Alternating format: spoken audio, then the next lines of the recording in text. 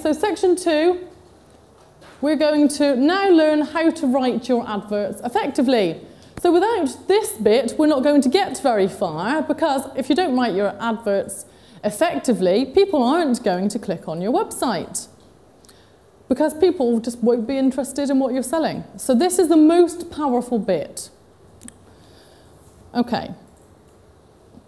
Now, before we get any further, we're going to need to make sure that we're familiar with Google's interface, because it does tend to be quite confusing.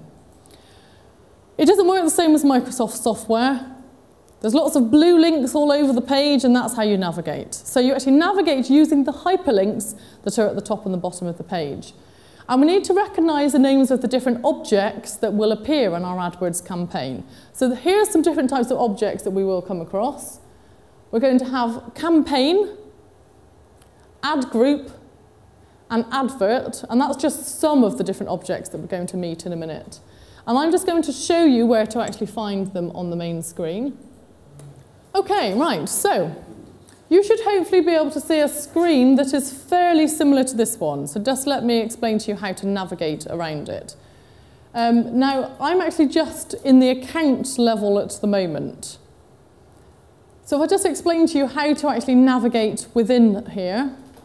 At the account level, you will be able to see the names of your campaigns. So I've got 2 campaigns set up here, one which is called local and one which is called national. If I then click on the name of one of the campaigns, what will happen is it then takes me into the ad group level. And once we're in the ad group level, you should hopefully be able to see the different types of products and services that are at the ad group level. So these will be things such as, well, in this case, it might be bouncy castles, inflatable slides, because that's the market that I'm currently looking at. What I want you to be aware of is the fact that you can actually see the ad groups within the campaign. So we've got the account is the overall top level. Underneath that, we've got the campaign level, and then underneath that, we've got ad groups. And then underneath that again, we've then got keywords. Now that is in Appendix 1, I believe. So we have got a little diagram that does show you, nope, sorry, it's Appendix 3. So you've actually got, on page 42, you've actually got a little diagram that does actually explain that hierarchy to you.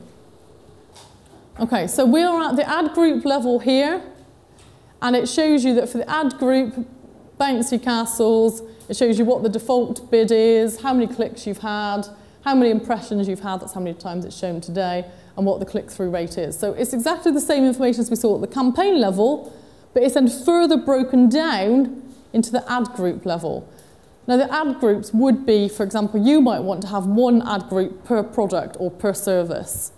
In some of your case, I've worked with a couple of office stationery companies, they've got hundreds of ad groups set up because they have one for A4 paper, one for A5 paper, one for staples, one for staplers, one for hole punches. You can imagine they've got a huge number of ad groups.